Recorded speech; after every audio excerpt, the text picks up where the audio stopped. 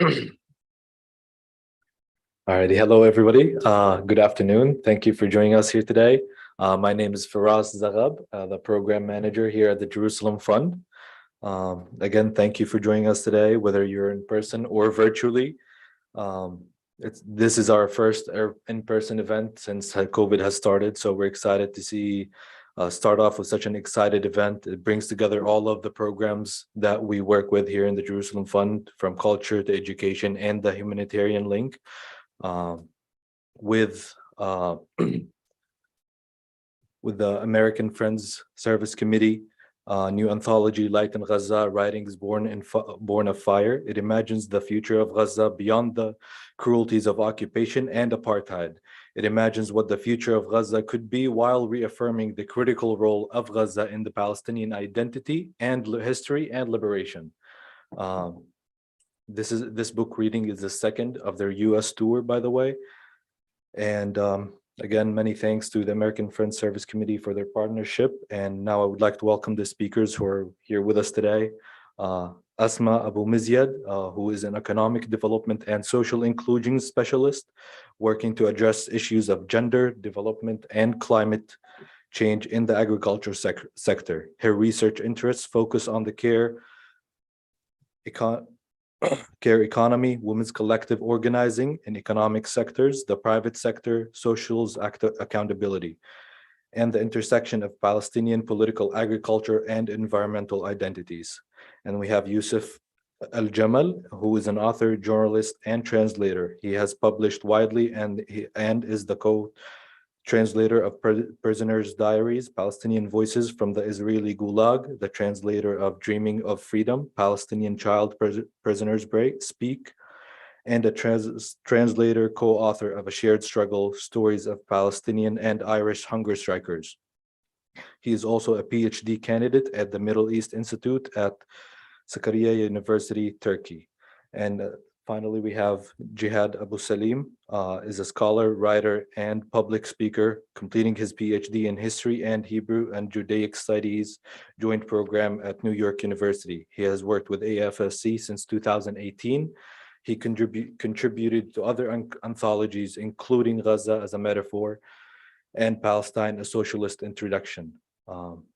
And please continue to support and promote our work. We have many other in-person events coming up, including a book reading by Matthew Teller on his new book, 9 Quarters of Jerusalem, on November 2nd, and our annual conference on November 11th, titled 75 Years of Partition, Ethnic Cleansing, and Dispossession.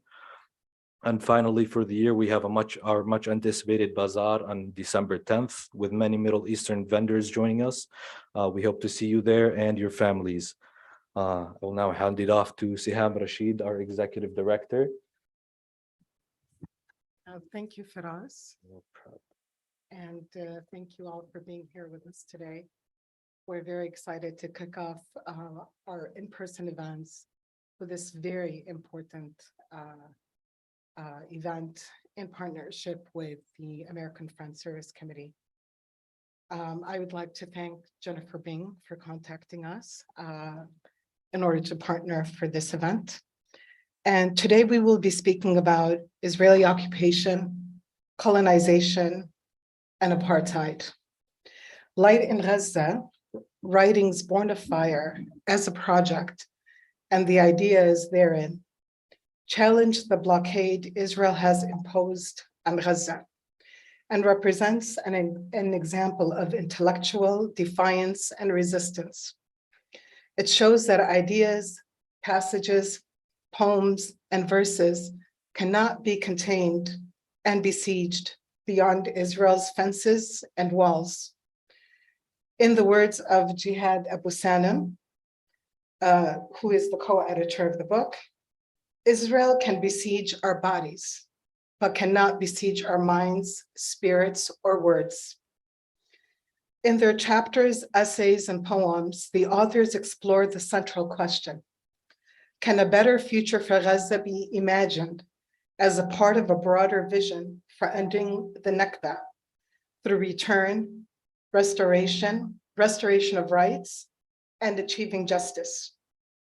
They share their analysis and reflections on Gaza's past, present, and future, based on their personal connection to the place, and its people, and through their lens as experts who are intimately familiar with the place that shaped their experiences and stories. Some of the authors are in Gaza. Some are in the diaspora, away from home, and others are in other parts of Palestine, but are not allowed to visit Gaza due to Israel's apartheid regime. What is significant about Light in Gaza is that it forces the conversation on Palestinian refugees. So to delve deeper into the book, Jihad, let's start with you. As one of the co-editors of Light in Gaza, could you give us a broader sense of the scope of the book and what it inspired you to write and contribute to it? Thank you so much, Siham, and my deepest gratitude for the Jerusalem Fund and the Palestine Center for welcoming us here today. Thank you all for coming. This anthology project, this book, is a product of the intersection of activism and knowledge production. It is a product of a firm belief that my colleagues at AFSC, who also helped co-edit the book, Jennifer Bing and Mike Merriman-Lotes, who are here with us today, and without whom this book wouldn't have been here today. We have a firm belief that in addition to advocacy work, in addition to campaigning, and in addition to all the great work that has been done and is being done to address Israel's settler colonialism, military occupation, apartheid regime, there is also a need for an intellectual shift, for a shift in the political discourse, for a shift in the way the various stakeholders who have an interest in the Palestine question approach this question. And this belief, this conviction, is a product of frustration. Frustration with decades of a failed, internationally imposed so-called peace process that rendered Palestinians under further discrimination, under further occupation, and made it even harder for Palestinians to achieve independence under Israel's apartheid regime. And we wanted to challenge the way Gaza is talked about as part of this framework, this general framework that not only concerns Gaza, but concerns the fate, destiny, and well-being of every Palestinian, whether they reside within historic Palestine or outside of the boundaries of historic Palestine.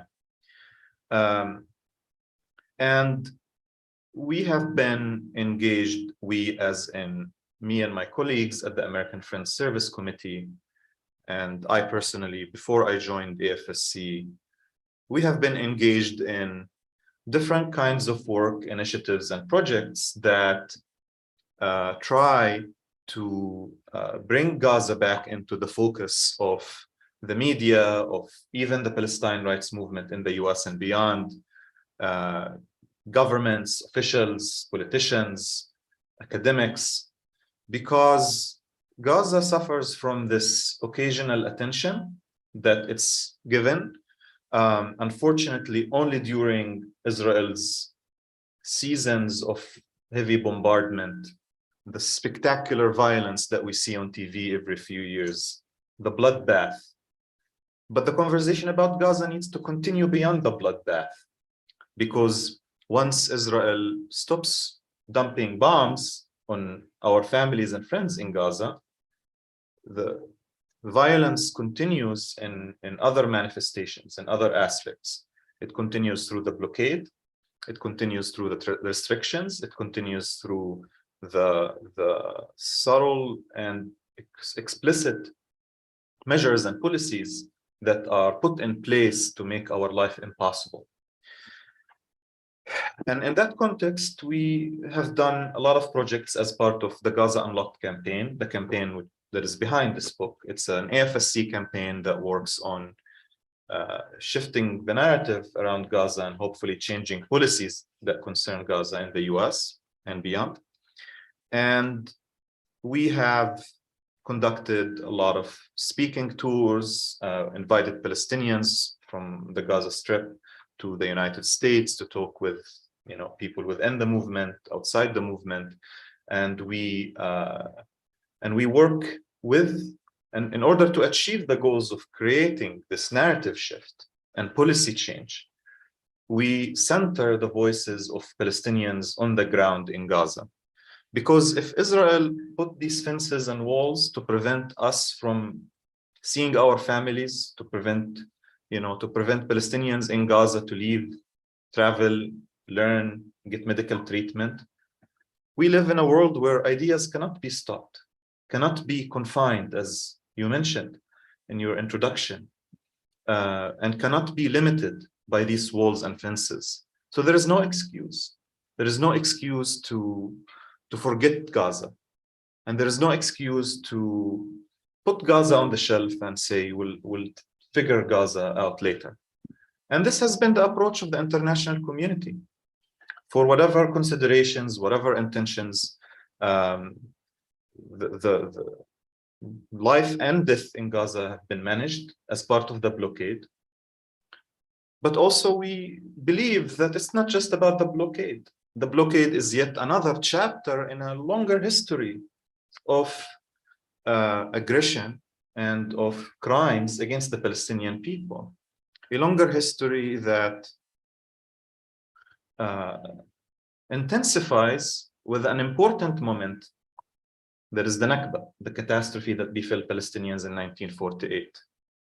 And despite the fact that all these chapters address different social and political and economic issues, the common thread between them all is a desire on the part of the authors and a firm belief that Gaza's current predicament cannot be addressed without addressing the 1948 Nakba, not just as a historical event, but as a process that continues in broad daylight since before and since 1948, a process of removal, of erasure, of denial of Palestinian nationhood, of Palestinian self-determination, of Palestinian rights.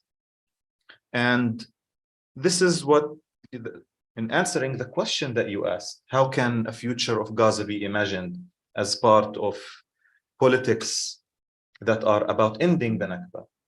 I think what's really unique about this book is that it talks about the past, it talks about the present, but it also talks about the future in the sense that it doesn't provide a roadmap for Palestinian liberation, but it says that this liberation cannot be achieved without centering the notion of ending the Nakba in our politics, in how we approach the reality in Palestine, in how we approach change in Palestine.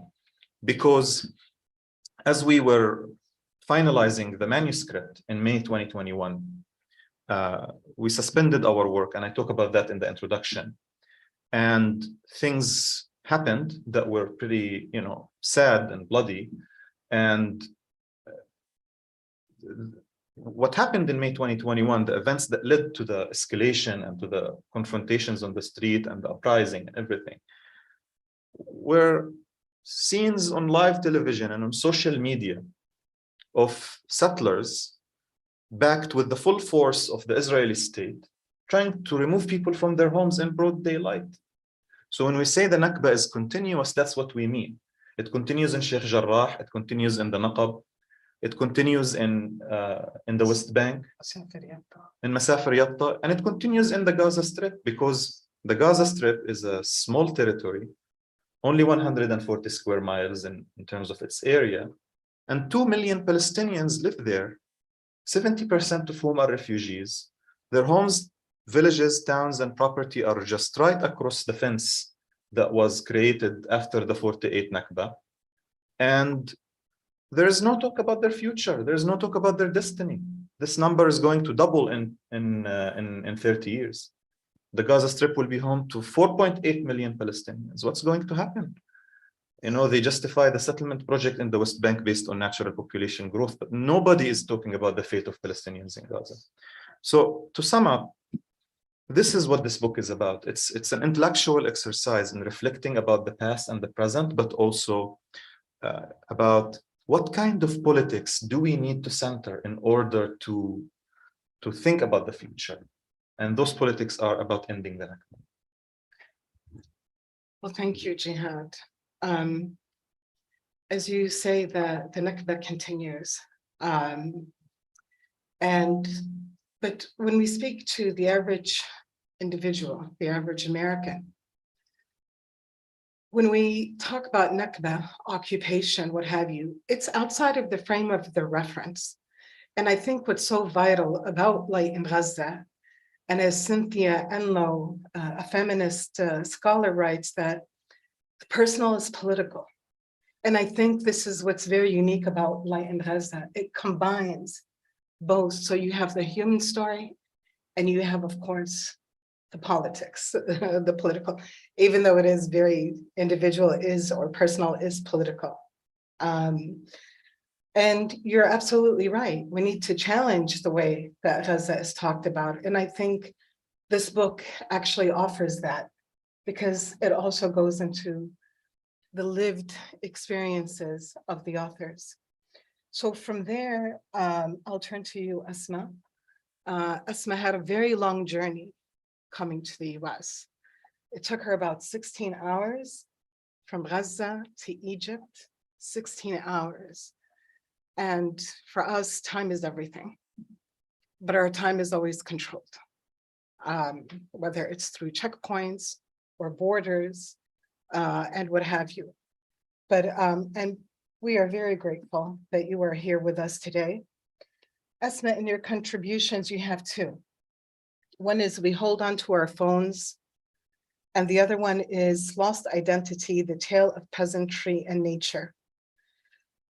You interweave the past, centering on your grandmother's experience, the proverbs that she shared, which were absolutely beautiful. And if you can say some of them with us today, share some of them with us today in Arabic. Also the importance of the land. So you bridge that with the present and the future, the Israeli bombardments of Gaza, and the importance of documenting so that the future generations know we did not abandon the land and the struggle. Can you discuss this more? Thank you. Thank you, Siham, for hosting me here and having the opportunity to speak. I think you've mentioned how time means everything for us. And it's strange because in a place like Gaza, I think we spend all our lives waiting. So time means nothing. And particularly on the journey to get out from Gaza, the hours that we wait and the humiliation that we have to go through, and the begging for permits and visas and all of that is waiting. But why the contribution about why we hold into our phone and keep recording, it was not actually intended for the book. It was during 2021, the aggression in May 2021.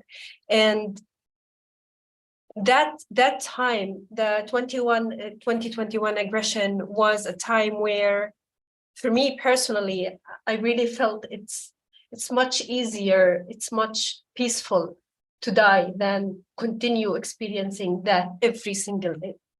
And to think again, like the main obsession is like, if I lived for the next day, if we survived this aggression, can I be mentally and physically prepared for the next one? And all our lives is about like, how can we prepare for the next one?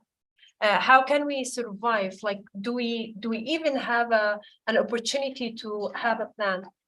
But that particular contribution was because I feel like as Palestinian, we have so much pressure on us to prove that we are human, to talk about how my nephews have suffered during the aggression, to talk about how, like, I am an individual who have a dream.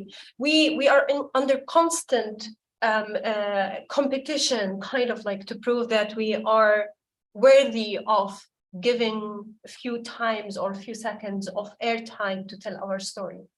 And to me, that's extremely harmful. So most of our practices is about convincing the overall world that we are worthy of these, of our stories being told.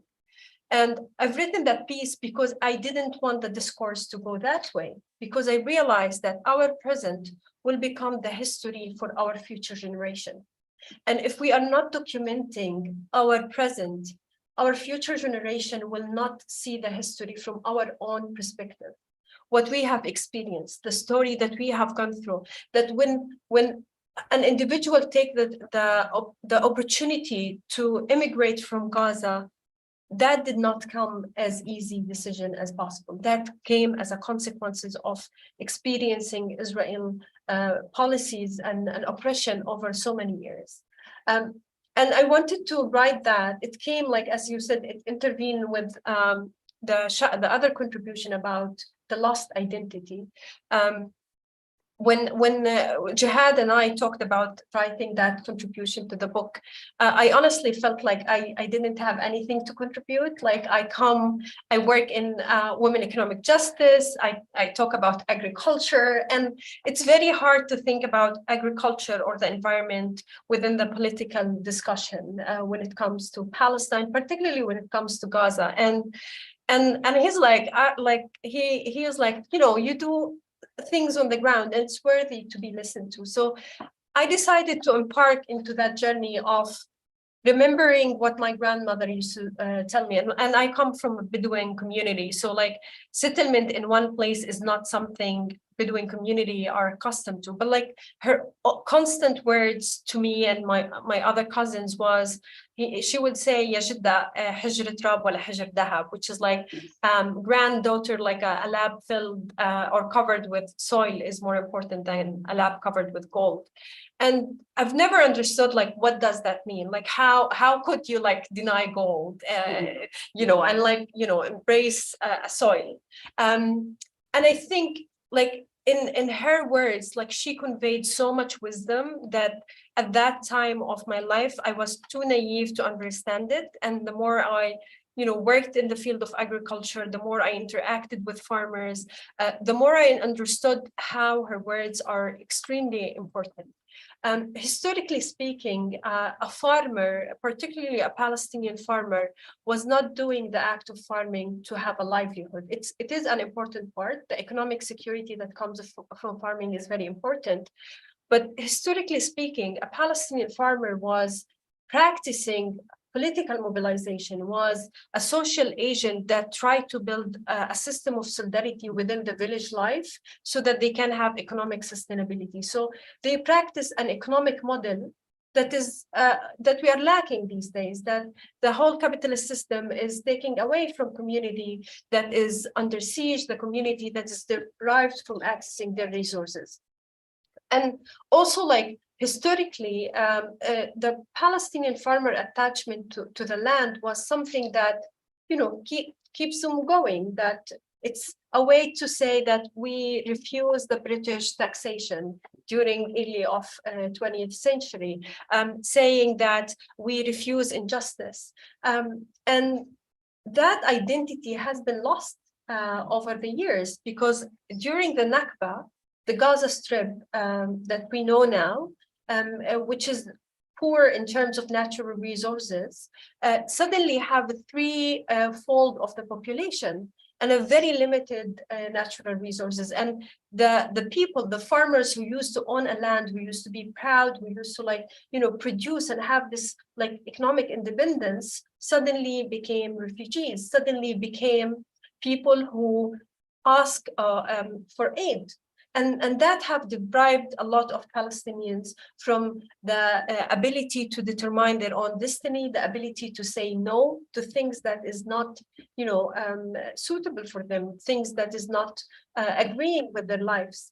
And what we have seen is over the past like few decades, the Israeli policies has made even the little agricultural land in the Gaza Strip economically infeasible, that people would have to sell their land to eat or to like marry their children or to educate their children, because we are taught as Palestinian that education is number one priority. It's the only solution for us to get out from the trap that we are existing in.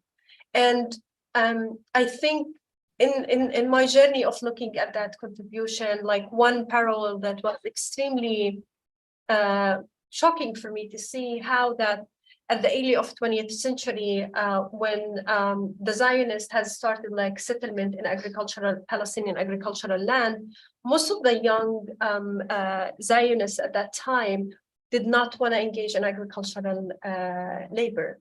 And the Zionist movement have asked and like forced Palestinians to teach agricultural practices to the young Zionists so that they can cultivate the land and like form that kind of connection. And now 100 years later, we find Palestinian young people shying away from agriculture, choosing to venture through the sea and like to another country, like risking their lives and not being connected to the land. And that did not happen out of like nowhere. That happened because there has been structural colonial policies in ground that force them to have no other option but to take that option.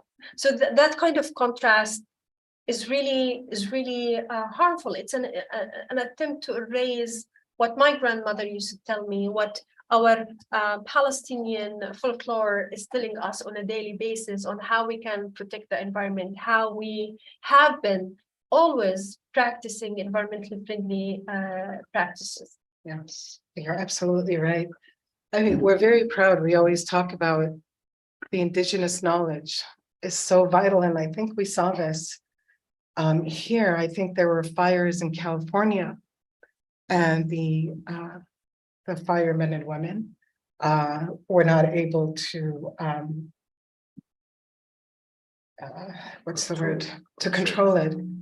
And they had to get indigenous peoples to actually show them how to do it. So indigenous knowledge is very, very vital.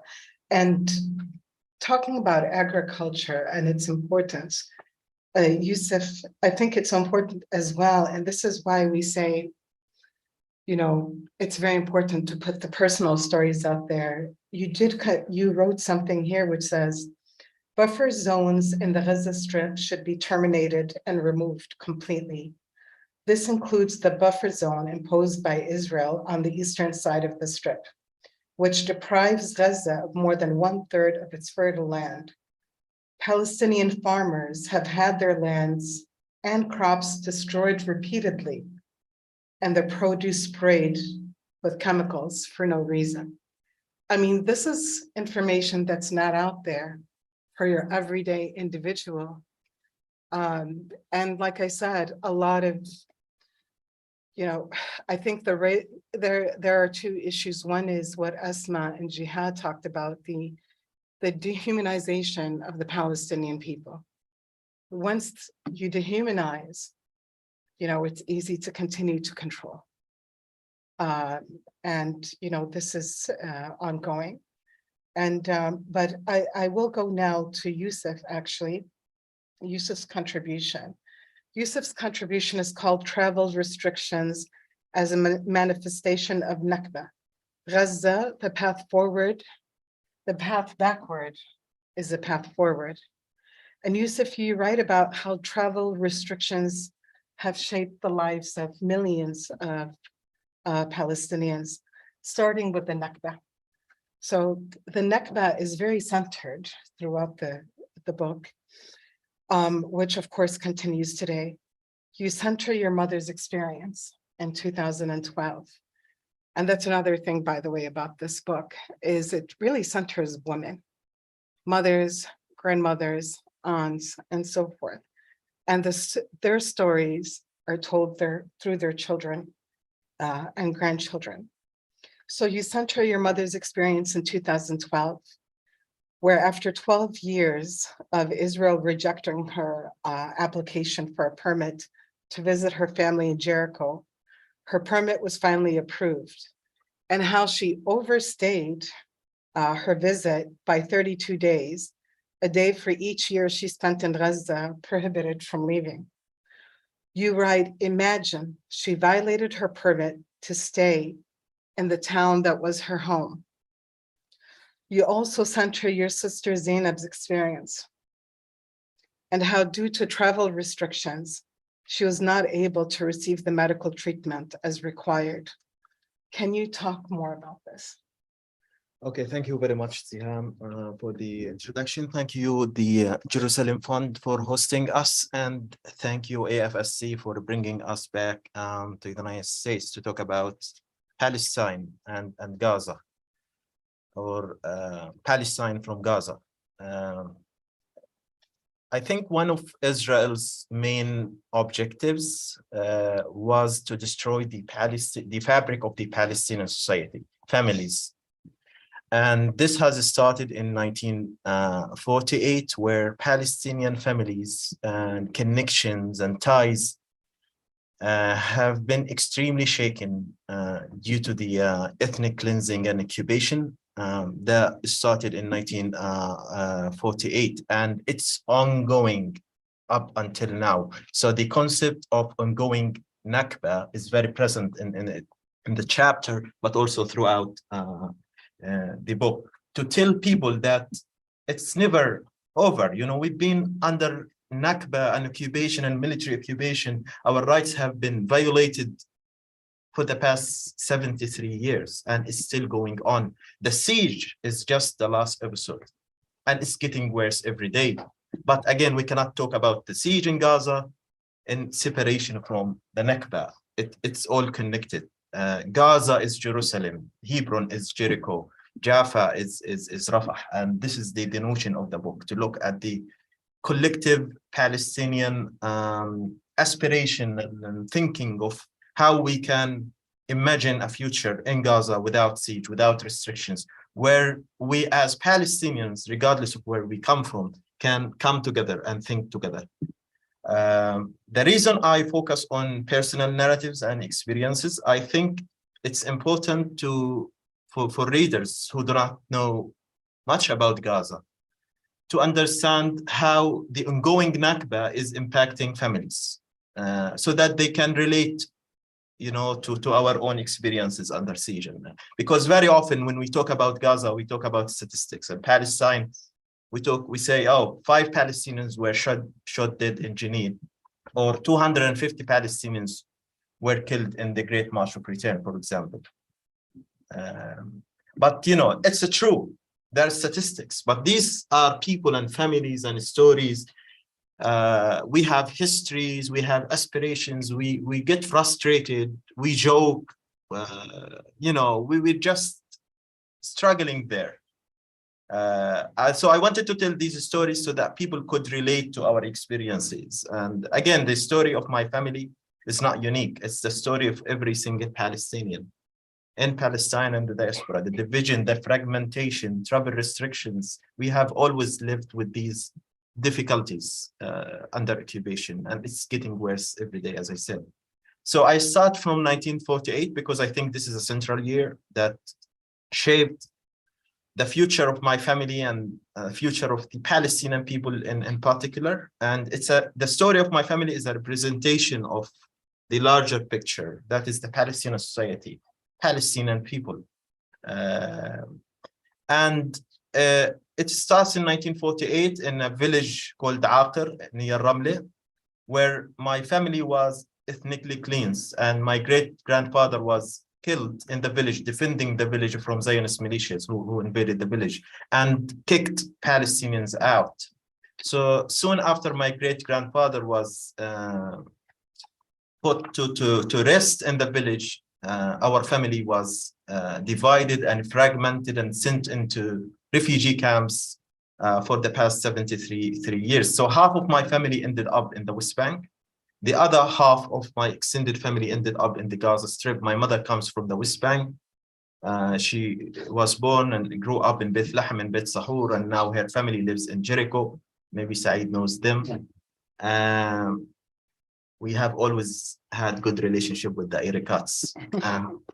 And the other half ended up in the Gaza Strip, where I grew up and where my father comes from. So in 1978, ironically, we were reunited again under occupation.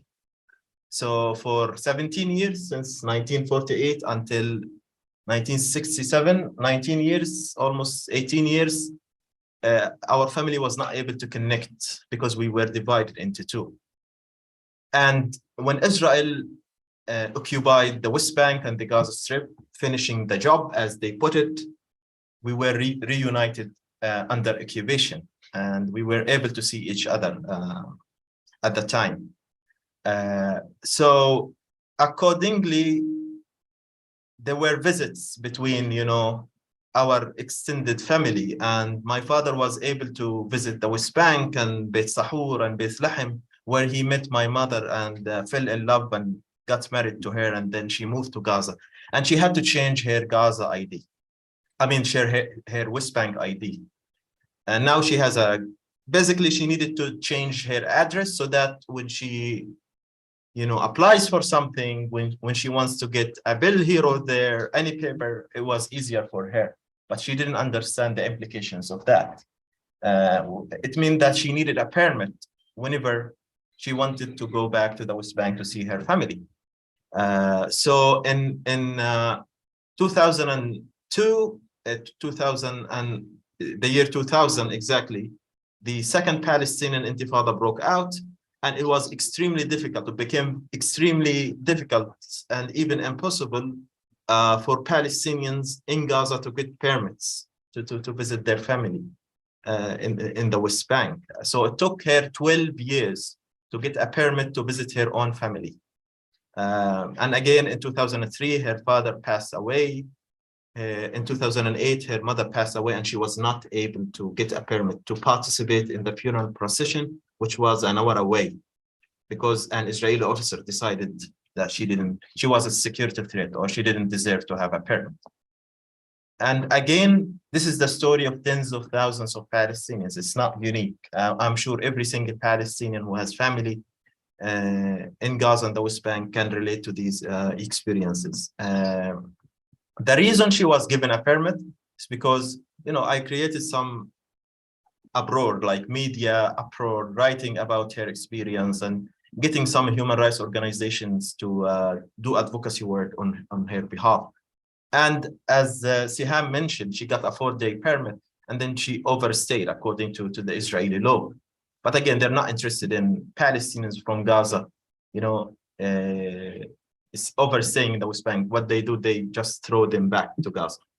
But it's difficult to go to the West Bank from Gaza in the first place.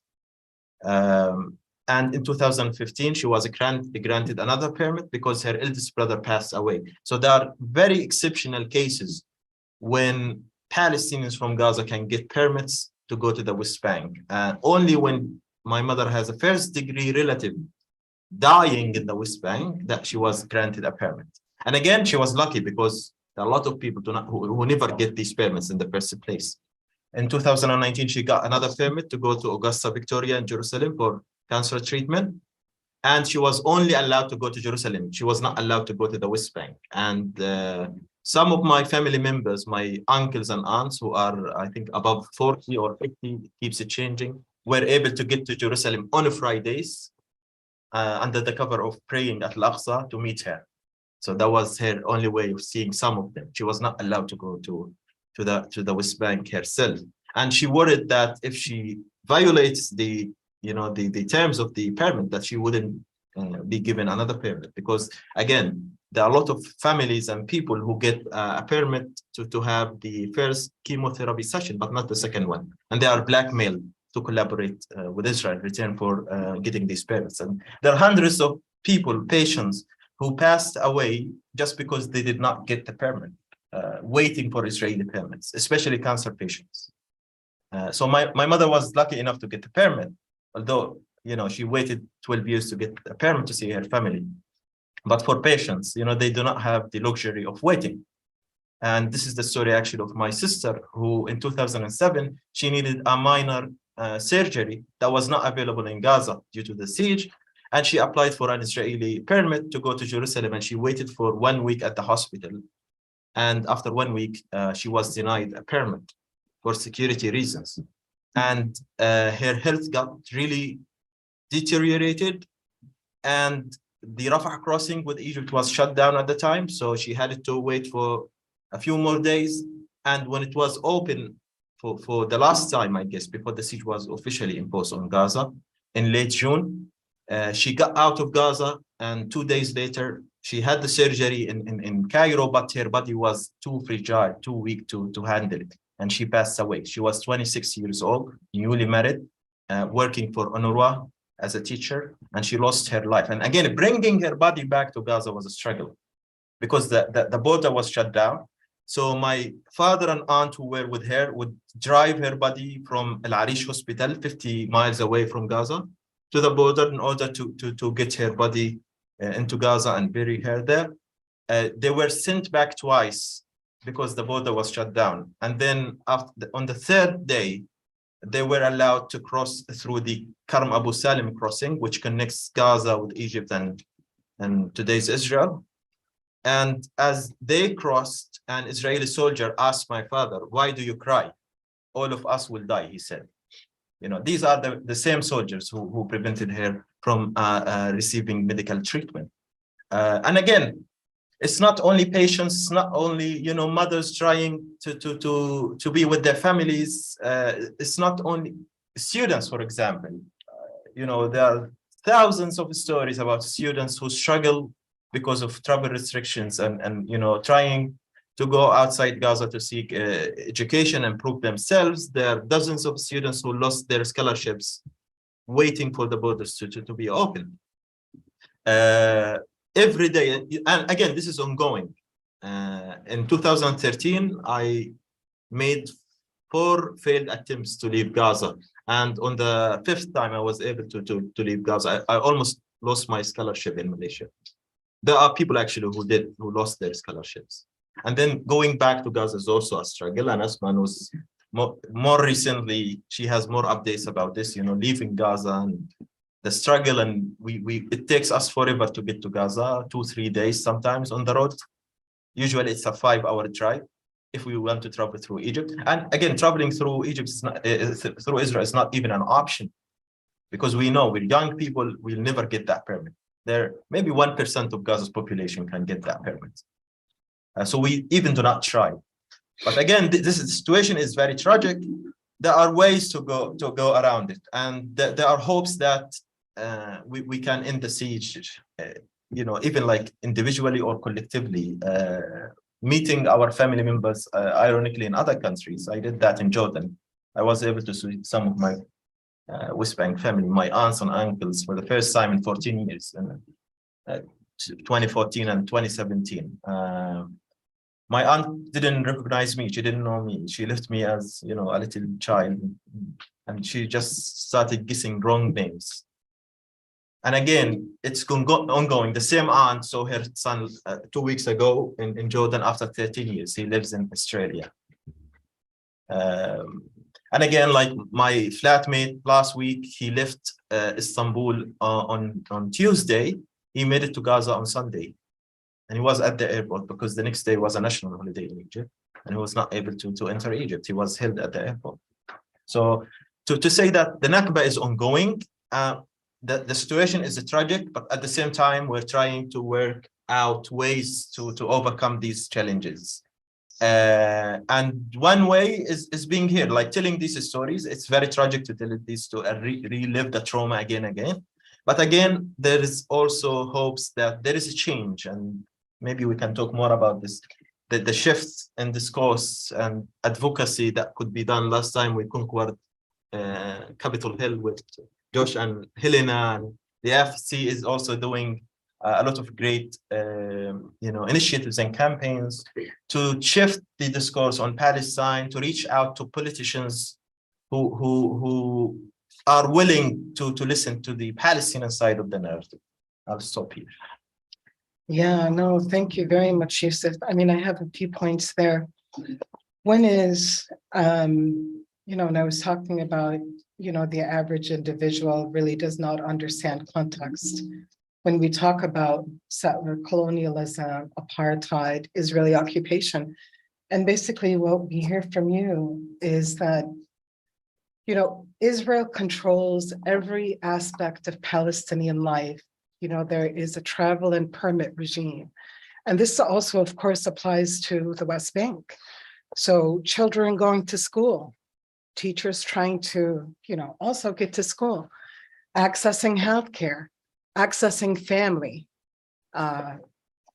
traveling abroad, what have you. I mean, this is what's so important as well, to keep reminding the community here in the US, this is what it means. This is what occupation means. There is one more question before the last one, which is the more positive one about what we can do next. I think what's also missing in the discourse here is that, Israel continues to talk about how it disengaged from Gaza. And I think it was 2004, so don't quote me on the year. But we know that Israel controls the borders, the sea, the air. And we know because in the past 10 years alone, there have been 3 wars against Gaza. Can you talk a little bit more about that? Because there's a lot of misinformation, and the misinformation on some parts, it's very intentional. And others really don't know. Can you talk a little bit about that? Anyone? Sure.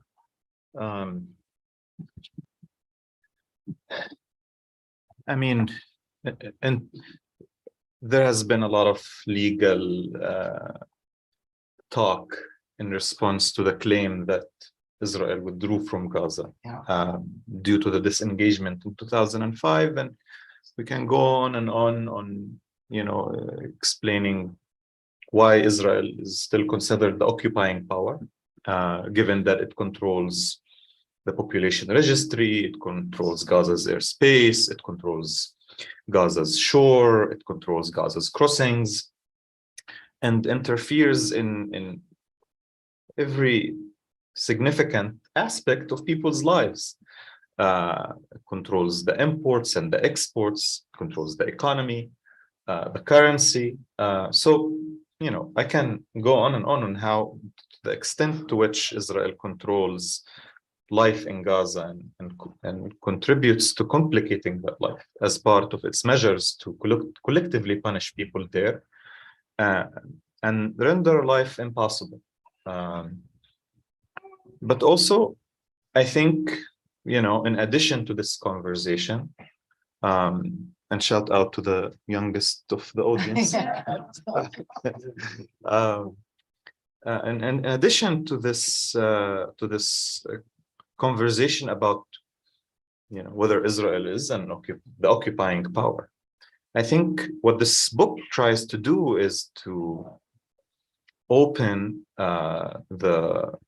the subject of 1948 and make it relevant, because we lived through 3 long, difficult decades where a certain framework for approaching the Palestine question has been adopted and imposed by the international community.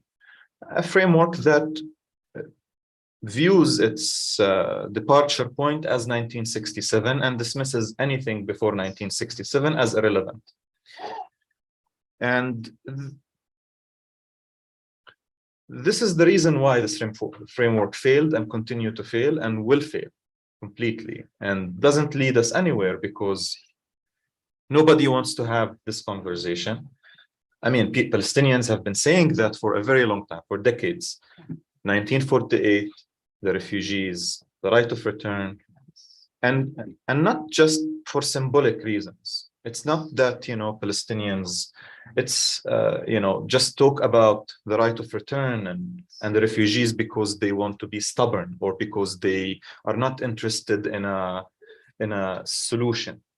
But they say these things because, if you know, they're moral considerations, political considerations, but they're also practical considerations. The very creation of the Gaza Strip in its current geographic area, within its current confines in 1948, was not supposed to be a permanent reality. It was meant to be a temporary situation.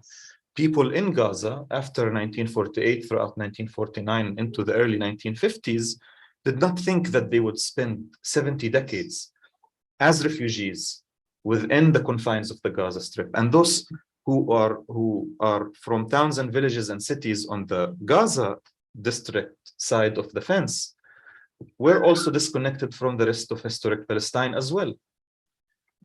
And that had severe implications on Palestinians, on Palestinian life, because there was this contiguous country that has been connected for centuries, that economically and socially and geographically and environmentally, the fence that surrounds Gaza does not just disconnect Gaza from the rest of historic Palestine economically and socially and politically and separate families.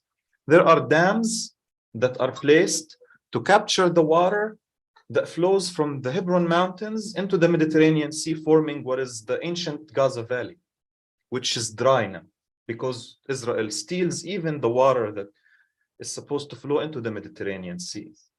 So when we're talking about 1948, it's not just because we want to do commemoration of a tragic event. There are concrete practical considerations that touch on every aspect of Palestinian life. And return is not just about busing people home. Yes, that's one part of it, but it's about redefining the very structure of life in the area between the Mediterranean Sea and the Jordan River, from one where a certain group is given all sorts of privileges because of their nationality and religion at the expense of another. And I don't think any decent person in 2022 accepts that this reality exists and continues to exist. And that's what this book is about, and that's what our work is about. And we invite people to join us. Yes, and Shahid Abu Salama actually writes about permanent temporality. And gives examples of generations of Palestinian political prisoners and others in that chapter. I will end with my questions. With Jihad, you write that this anthology, and again, you reiterated, is just more than the permission to narrate. And that knowledge requires responsibility. Give us examples. What are your expectations? And link that to the light part, the hope, for Gaza and of course for the rest of Palestine.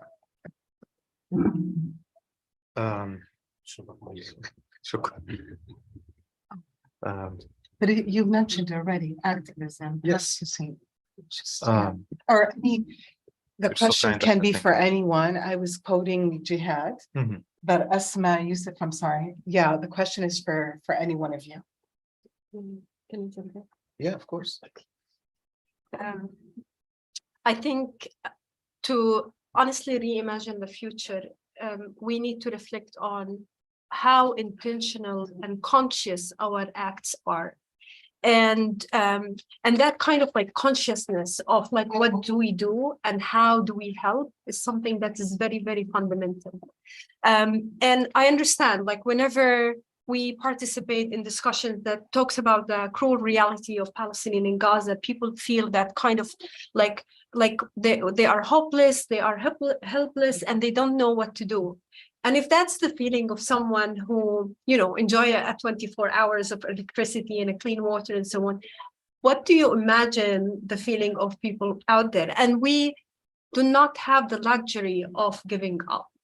So with that kind of discussion, there is really an obligation, like, to enact. Now, there are different ways of acting in which people can participate and contribute to changing realities. Now, one outcome of how system of oppression work is that making individuals feel that their individual act will not sum up to something that is transformative. And once people understand that my individual act will be in parallel to someone else who's acting any other place in the world, all that collective act will change a reality, will start a step in a transformational stage. Now, when people ask me, like, how can we help Gaza? And like, the first instant thing that comes into their mind is like, how can we send money to Gaza? And my answer is like, we do not want aid. That's not the main thing that Palestinians want. Now, it is important because historically, we have been subjected and transformed from individuals who are producing to individuals who are, being given charity. So we cannot disregard that kind of reality and suddenly say, well, aid is not important. It is important. However, in order to transform, we need to present modalities where we enable Palestinian independence and like self-sustenance through supporting economic models on the ground that support, for example, agriculture, and agriculture that does not contribute into like global value chains, or agriculture that really try and address the food insecurity of the population. By supporting Palestinian local produce, that is something extremely fundamental. And I really think that COVID has taught us how fragile that kind of global trade is, and how we need as community to kind of have models where we are self-sustaining, at least in the basic necessities. That's one aspect. Another aspect is how can you help is really ask, and this is something Jihad and Yousef, we were discussing together, is like, ask people. If you want to contribute and you want to support young people becoming a freelancers, you need to understand like how that model is taking away, is not suitable in a place like Gaza, because a freelancer, it means we transfer the responsibility of the working condition, the electricity, the machines into the individual. And the companies will not provide health insurance, will not provide all the services and benefits that is important in a world that we are suffering from. And in a place where Gaza does not have proper health insurance, by like supporting a freelancer without understanding that, we are just like, putting the burden on the individual, on the household to like, self-sustain itself, to deal with the crises as they come. So like, I think the main takeaway for the future is to act is something very important. I think the American public has and can do a lot of things. They can like, talk to their Congress members, they can talk to the legislators and really try and put an influence. And we've seen like over the past few years how some action has, shaped the conversation, have like put companies having diversity policies in place. Now, the extent to which they implement it and they have it, that's a journey that we all have to embark on. And like the rights of Palestinian in the Gaza Strip and like in overall Palestinian is something that we need to add into that agenda and act upon it. Yeah. I'll stop. That's very important. And Yousef has something. yeah, I will turn it to Jihad, but thank you, Asma. Asma is also, in terms of her individual contributions, she's planning to study to do her PhD in feminist economics, and combine that with her lived experience, the theory with a lived experience. I thought what you said about ask is so important, because a lot of funds and projects for Gaza, a lot of the decision-making on priorities are made out of Gaza. And what you mentioned, the freelancing, that's a very big issue right now for Gaza. And that is really being promoted. So, but for me, it's the first time I hear actually someone from Gaza saying, hold on a second, we have to think of all these other things that are connected. So I think that's such an important point. And we need to listen. We need to listen. And Jihad, you want to continue on? Jihad, I'm sorry.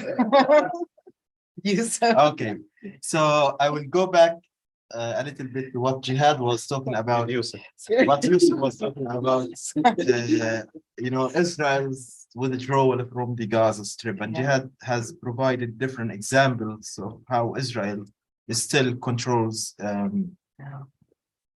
all tiny details of people in Gaza. And we joke very often, Ahmed knows and Karam, that Israel knows whether the meat used in cooking for lunch is frozen or fresh, by their drones and monitoring Gaza 24/7. And there's also a story of a friend of mine who also sat for an interview to cross to Jerusalem, and the Israeli intelligence asked them, why did you open a new door in your house? So out of the house, they had a door, and then they opened another door for his grandma to make it easier for her to get out, so that she doesn't have to climb, stairs. They asked why. So they know all details about Gaza, and the even like whether our meat is frozen or not. And again, whether they withdrew from Gaza or not, whether they withdrew from the West Bank or not, the question, and they didn't in Gaza, and nor did they in the West Bank, and I don't think that they will ever withdraw from the West Bank. The Oslo Accords, since day one, meant to strengthen Israel's hold on the West Bank and to confiscate more Palestinian lands. The reason they withdrew from Gaza, because I think it was not a good investment for them. So to compare the number of settlers who were there, the protection and money, 8,000 settlers, most of them were moved to the West Bank in return for maintaining small portions of land in Gaza compared to the West Bank. And so they didn't want Gaza with the huge number of refugees and taking responsibility for these refugees. And again, it's not a question of withdrawal from Gaza and the West Bank. Let's assume today that Israel withdraws from Gaza completely and the West Bank. Will the issue, be resolved? The question is no, because it's an issue of Palestinian refugees. As long as, I live in a refugee camp, and there are 8 refugee camps in Gaza and many more in the West Bank and in Jordan and Syria and Lebanon. As long as the issue of Palestinian refugees is not resolved, the issue will not be resolved. And we all know this fact. And again, the Great March of Return. If we talk about Gaza and imagining the future of Gaza, I was telling Jihad and Asma yesterday, there was a friend of mine, 89 years old. He was 16 in 1948, Ahmed Al-Hajj. He participated in the Great March of Return, and he still lives in a rental house in Gaza. He refuses the fact that Gaza is his home. He believes that Sawafir Sharqiyya, which is 35 kilometers to the south of Gaza, is his home. So this is the main question that we need to address. The question of Palestinian refugees, that makes Gaza a representative of the whole issue, the issue of Palestinian refugees in the diaspora, in the West Bank, in neighboring Arab countries, in Southern and Central America, in Chile. That's as long as Palestinians cannot claim Palestine and have the right to go back and live in Palestine as they wish, regardless of who they are, where they born, the issue will not be resolved. And the siege is only a manifestation of that. And shooting, people who protested the long years of decades of displacement and living in refugee camps is just a manifestation of that. And we have to center the discussion again around the question of Palestinian refugees. Yeah. Thank you, Yousef, not Jihad. I think that was very important, and it's very difficult to, as someone also who lived in Palestine for 25 years, I always say, there are times we do feel helpless. But when we get to the point of hopelessness, this is when we lose. So, we should never get to that point. We go through struggles, we go through challenges, but there is light. There is light, and we have to believe that. We can't continue with primary process thinking of in terms of just survival. We plan, we hope, we dream, we have vision. And this is so vital. And this is the beauty of Light in Gaza. So thank you for being with us today. I will open it up for questions and then maybe some last thoughts at the end. So thank you very, very much. Questions?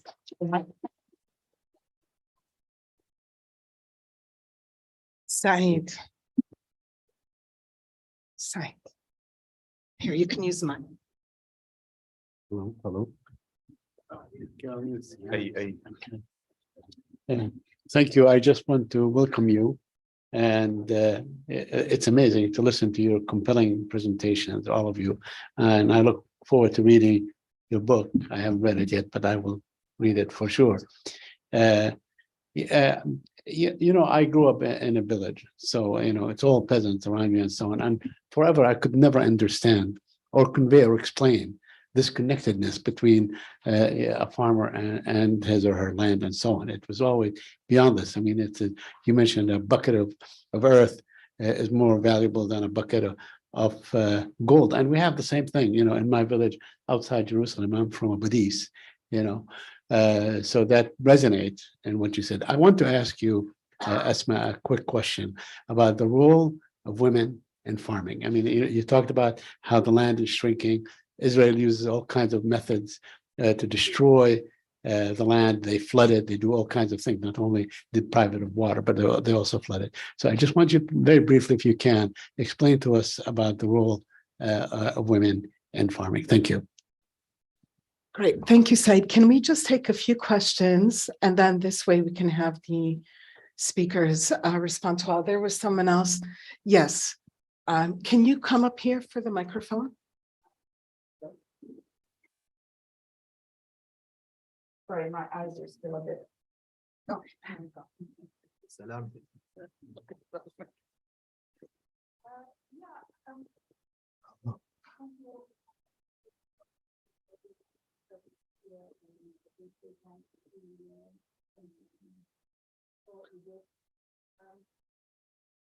I was very moved by what Asma said at the beginning about during some of the darkest days in Gaza, you asked yourself whether it is like better to die once or just to prepare to die over and over again. And I think those words really resonate. I think here in the United States, it's important to have very focused political asks, not just, support this project or support that project. And I think this week we really have to look at what's been happening in Australia. It's amazing to me that something can be reversed through political change in a white settler colonial country like Australia. So, okay, maybe it's just that they will be going to the status quo ante, and that the status of Jerusalem has to be shunted off for the final status, but still they have reversed or will be reversing something important. And we need to think here in the United States what we can do to reverse some of the terrible policies, particularly about Gaza, because I think there is an undercurrent of unease about the situation in Gaza, and something that all of you have contributed to building this sense of unease. But some very, very concrete political asks are what we need to have. Okay, thank you. Maurice? Oh, there's a microphone. Hello, as a media person who's been able to spend many years in the Gaza Strip and the West Bank. It seems that the issue is two sides of a coin. The one side of the coin is, as we've been talking about, is what is happening inside and what should happen inside Gaza. And the other side of the coin is how we communicate that message to the outside world. And there are two discussions that literally could take up days to solve. But I have one very specific question, because as a journalist, this has been a kind of a mystery to me. I was able inside Gaza to talk to Hamas, and I talked to Ismail Haniyeh and Mahmoud Zahar. And one of the questions I asked is why there isn't a more proactive part on the part of the government to put positive ideas across into the international community that Palestinian support groups could latch onto and other organizations could latch onto. And I brought up a very specific point, and this is the question that maybe you can answer. Is in the Oslo agreements, it was agreed that there would be a corridor between the West Bank and Gaza. And that never happened, obviously, because Israel never wanted it. But what was surprising to me was Hamas didn't want it either. And when I put that question to them, the answer was because we don't want to have normalized relations with Israel. And that seemed like such an anachronism to me. So the question to you all is, working inside Gaza today, after the pandemic, after everything that's going on, after the May bombings, which were just gruesome, how does the population view Hamas? And do you have any sense why the government is not reaching out proactively with solutions to the issue?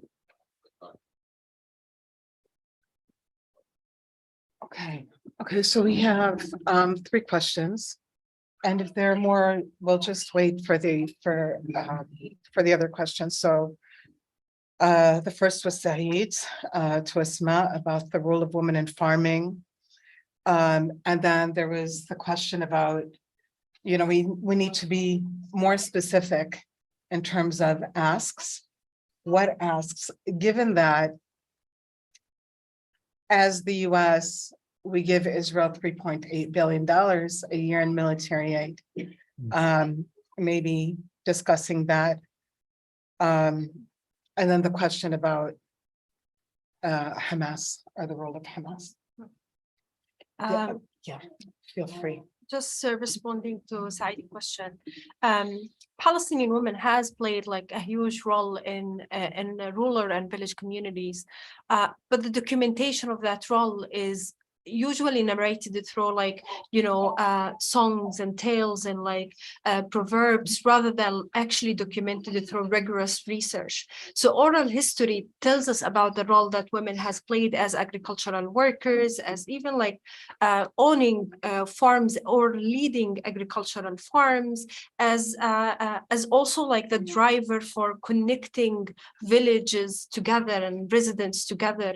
And I think one fundamental role that women has played that we forget is how that they were transferring knowledge through that kind of proverbs, and how that they in their own way has been scholars, if you analyze that kind of knowledge that is being transferred.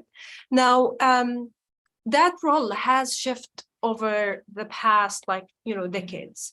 That shift because so many things has changed. Like if we looked at the 90s of the Gaza Strip, where Israel opened the ability of Palestinian to have a working permit in historical Palestine, women has taken a greater role in agriculture, but that came with a price. That came with women taking care of the families, doing a lot of unpaid care and domestic work, being responsible, and that kind of burden of like ensuring that everyone in the family is raised well, educated well, but also going to the farm from like early morning to the afternoon, and ensuring that there is food and all of that. So that kind of like double layer of work and mental burden that Palestinian women has historically and until now are shouldering is something that shaped the extent to which they can play a greater, most obvious role politically and also socially. And I'm talking about a role that is from a grassroots part, not like from spaces of NGOs that women can participate in. Thank you, Asma. Jihad, Yousef, for the other two questions. I think I will address the last two questions because they're connected. So regarding demands, specific demands, I think the key demand is demanding an end of the collective punishment and blockade as one chapter of one component of a complex set of policies that have been imposed on Gaza and inflicted on Palestinians in Gaza. Not just because of Gaza, but because the blockade is going to be, it's already a model that has been used and will be used in the West Bank as tensions grow in the coming years. And the Gazaization of the West Bank, meaning turning every community, town, village, or city into a Gaza through collective punishment, siege, as we're witnessing just these days. So we need to end this model of collective punishment and challenge it because it's illegal, it's immoral, it's criminal, and because because we care about people's dignity. And I guess the flip side of that, if nobody cares about people's dignity, then it's a huge problem. And we're just creating precedents for the universal use of this model in treating immigrants across the Mediterranean and treating refugees, and in normalizing the creation of unwanted, unwelcome populations who can just be discriminated against, put between fences, and be given minimal rights, or throw some bones, and that's it. And that's scary, especially in today's world, a world of scarcity and growing oppression. So I think ending the blockade, people can have all sorts of visions for what ending the blockade means. But it comes down to daily policies. A cancer patient who wants to go get medical treatment, a student who got a scholarship and needs to travel.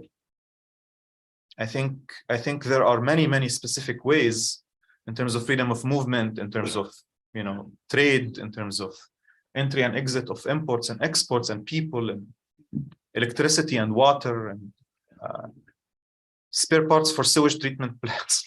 All these things, they have been put on hold for 15 years. And this is the connection with the conversation about Hamas, because of course conversations about Hamas and its role in internal Palestinian politics are very important, and Palestinians have been engaging in these discussions internally in their own spaces and talking about, Hamas and other factions and their role and agency and responsibility.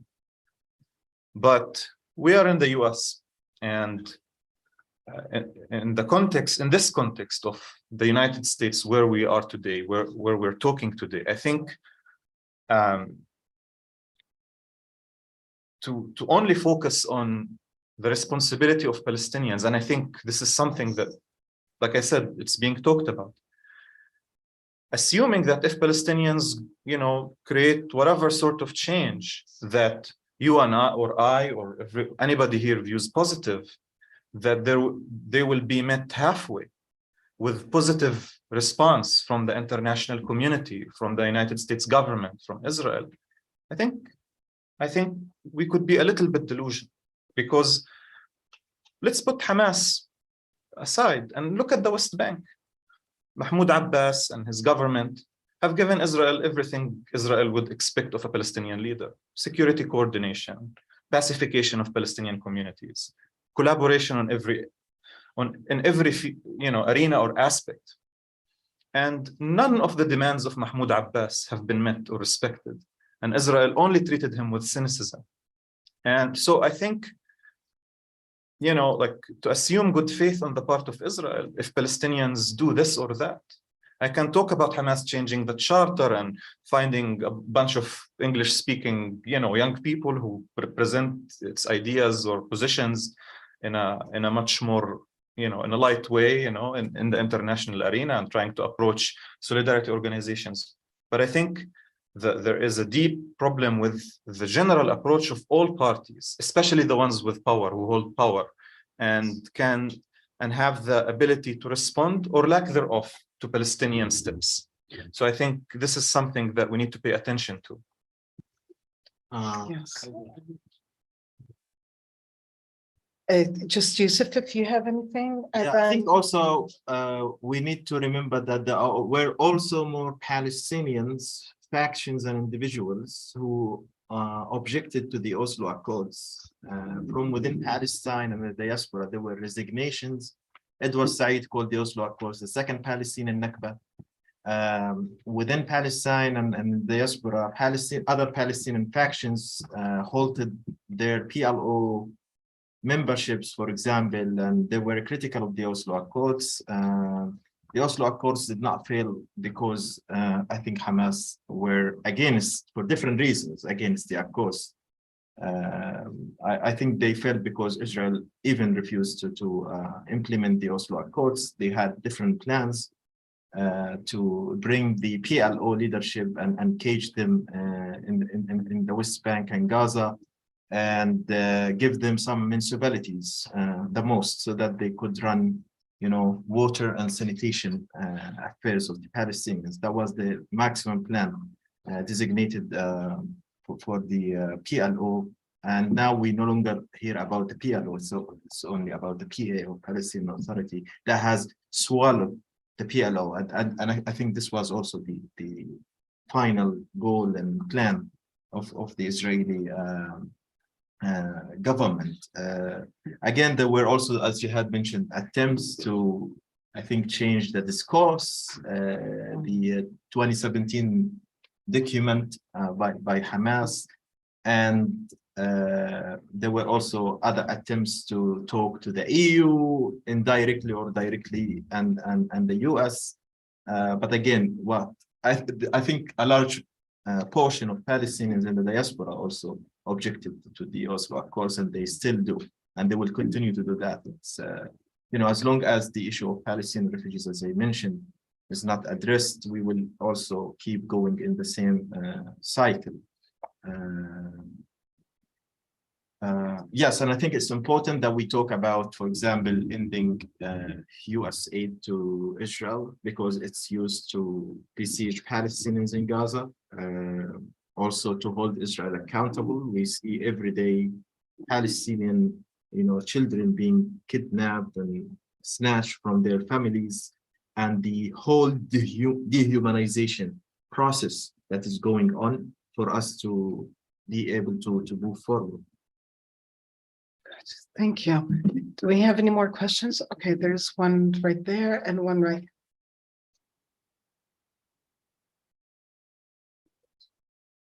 So are there any more other than Ahmed? Thank you. We're very honored to have you here. And I really feel we're an occupied country. And it's not over there, but it's right here in our neighborhoods. And we just don't have the fences, but we are occupied and we're doing terrible things. My question is, have you had any luck with mainstream media telling your stories? Because I think stories are very powerful, and just your beautiful presence is very powerful in telling your stories. Thank you. Thank you. We'll take Ahmed. And then, yeah, and are there any other questions? So we can, hi, Ahmed, and then Um, if anybody can comment on the recent Palestinian reconciliation and how it's going to reflect on Gaza.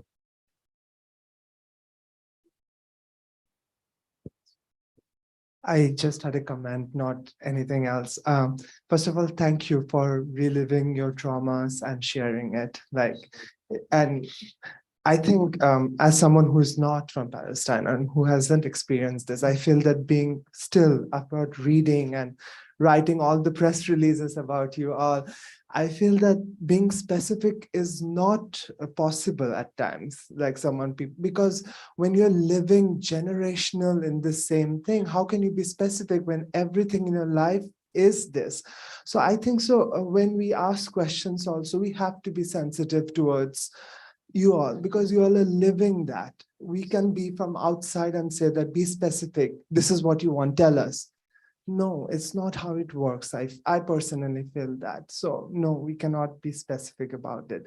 And I think one thing I was telling my supervisor when I was looking for journalists to send information about this book tour and others is that there's so few people who are interested in hearing what's happening. So the ask shouldn't be from you all. The ask should be from people there. Just hear them out. They're living it, they're carrying it. Yes, you all look amazing, but there's so much pain I can feel and in your work. And so that is important too. So thank you for that. Thank you so much. And yeah, it's ongoing and intergenerational trauma, but I think these kind of events are so essential and critical for centering Palestinian voices and their lived experiences. So thank you again, AFSC, for this. So there's a question about mainstream media. For us, just to say that we worked, we didn't leave a place that we didn't, whether it's media, organizations, academic institutions, individuals that we didn't invite to the event. And, like I said, it's, our first in-person event since COVID. And the voices here, again, are very critical because, again, it's a lived experience. It's not just, it's both, it's a mixture between intellectual and lived experiences.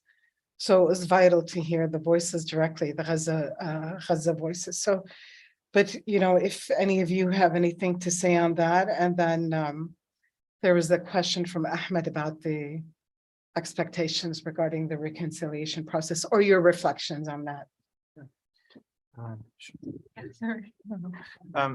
Regarding mainstream media, I think something I pointed out in the beginning of this event is the seasonality, the way Gaza receives media attention only during moments of spectacular violence and large-scale bombardment, because these moments concern the well-being of Israelis. So this is where the media steps in, and of course, these are also the moments of testing arms, right?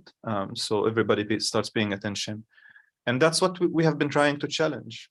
The fact that, asking people, advocates, not to stop talking about Gaza or any other, case of injustice once it's dropped from the agenda of the media, which is, the media has a short attention span given everything that's happening in the world. But I think, to create a genuine interest on the part of the media, I think, that this is a conversation about the politics of the media. What kind of a media are we talking about? Are we talking about, a media that appeals to just, fast-paced coverage, or a media that is invested in connecting issues and creating links between cases of injustice worldwide and working on challenging and dismantling these connections? There are a lot of independent media, like agencies and networks that we have always welcomed us, like Democracy Now! And and have granted us, the space. I made it to the Post once. I wrote an article which they published for me. I don't know how, but not the New York Times. And I have a personal beef with the New York Times because of an article they published on the eve of the massacre during the March of Return, when 60 Palestinians were killed. The following day, they published this piece. I really I ask everyone to just look it up and share in my rage. Basically, the title was, just to give you context, this piece was published just less than 24 hours after 60 Palestinians were killed in cold blood. And so it starts with this, and then it says, Israelis reflect. We hope at least every bullet was justified. So they report about the death of 60 Palestinian human beings with stories and families and mourning, and they haven't been buried yet. And they center the feelings of Israelis thinking about their military killing 60 people on the other side of the fence. And something about this specific piece just has unsettled me and continues to haunt me. So I think, I think the day when the New York Times issues an apology will signify some sort of a change. On the issue of reconciliation, this is attempt number what? 35. There you go. So I mean, again, I mean, I think we have been paying the price of a legislative council election that has been encouraged by the international community in 2006, for which the international community didn't like the results. And these attempts to achieve national reconciliation, even within the context of the Palestinian Authority, I don't think they will succeed without international backing, because we're stuck in a really bizarre limbo. Palestinians were told there can't be a serious political process even within the context of the two-state framework and the negotiations and everything, because you're not united, therefore there isn't a partner. But once we unite, once Hamas and Fatah unite and achieve some sort of national reconciliation, Israel would say, well, we can't talk to Palestinians because they're united and their unity includes parties that we don't want to speak to. And that has implications because, immediately once national reconciliation, even if theoretically achieved, a lot of laws and legislations, most of which are related to the United States, kick in and make it impossible for aid to be received, for international donors to support the Palestinian Authority. The Palestinian Authority in the West Bank starts fearing being sanctioned. So there are all these obstacles that, if not addressed, I don't think Palestinians would be able to achieve minimum reconciliation in the form of uniting the institutions of the public sector, that require a certain level of coordination between the West Bank and Gaza in the fields of education and energy. And so, I remember working in 2013 on a small project in Gaza on how to reunite the health and education ministries. And just a few years into the division, we were dealing with, employees who are doing two employees having the same position and one working for the West Bank government and one working for the Gaza government, and a duplication of responsibility and a duplication of institutions. So I think the question of fragmentation on an institutional level, but also on it's something that I hope the Algeria agreement helps, address, but also it's important that we create the political change here so that when Palestinians want to unite, they're not faced with condemnation and with these difficulties. So I hope I answered your question. وعين خير يا أحمد إن شاء الله. إيش تحكي لك؟ Can I address? I just want to address something on the media. During 2021, I, like many of my friends, were approached by different media outlets, and never has been something I've said put on the media as I said it. The amount of distortion that happens to what we are saying, the stories that we put out there, becomes so alien that we no longer able to recognize it. And I remember in 2022, when August happened, the same media outlet was reaching out to me, and I was like, I don't want to. I don't want to be part of a mockery, because the fact that we are put there, like they give us like this very false hope that our voice could be heard, and they distort it in a way that makes us silenced forever. And then I decided that from that time on, I either write in a places that does not distort my narrative. And the problem is that we become so used to that distortion that I remember with my editor, when she provided feedback on my chapter, I was like, oh my God, can feedback be provided this way?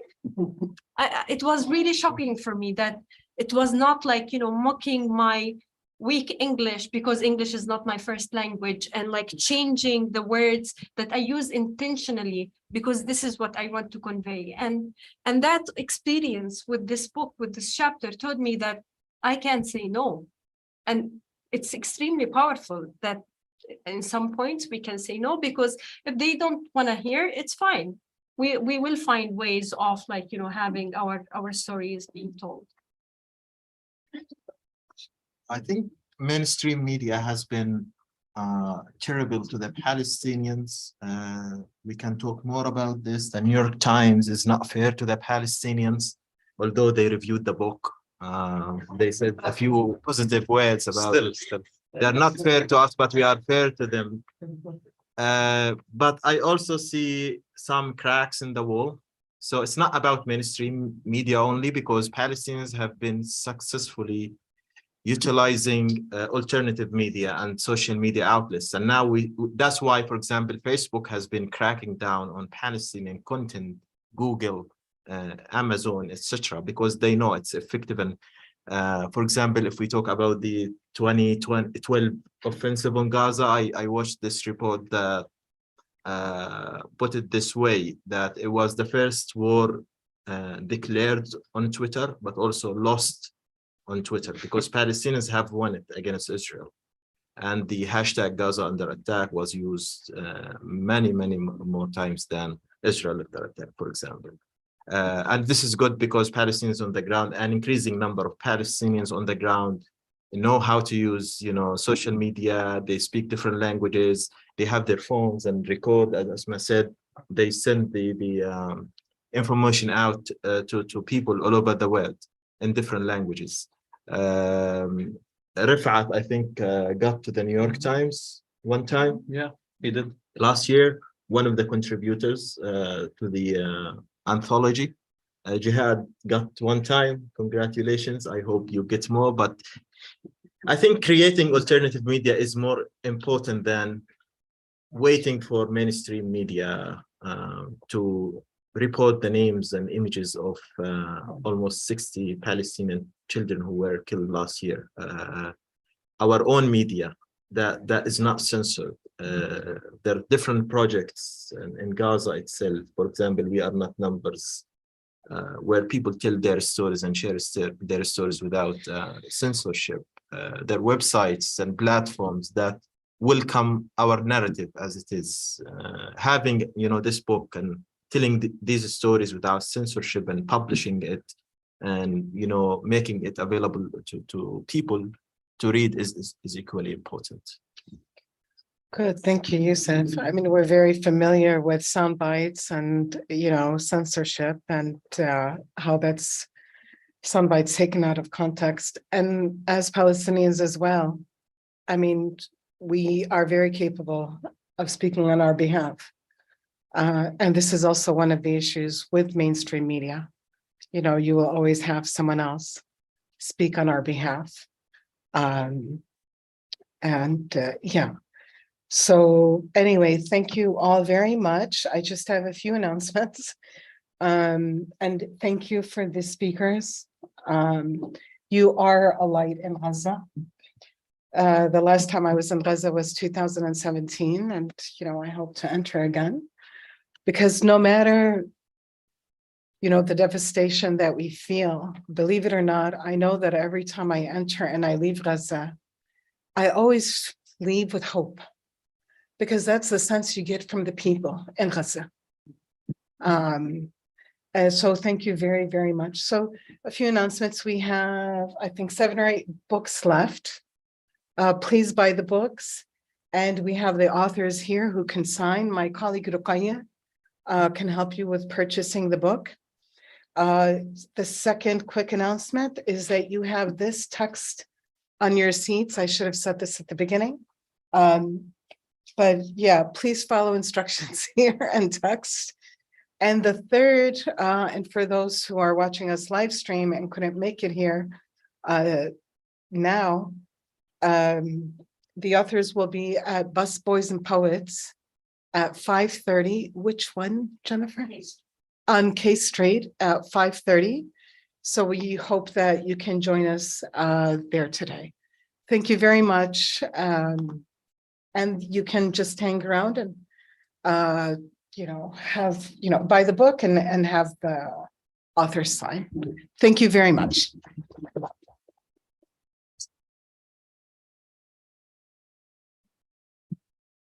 Don't sign my book. You should have like the. Hello.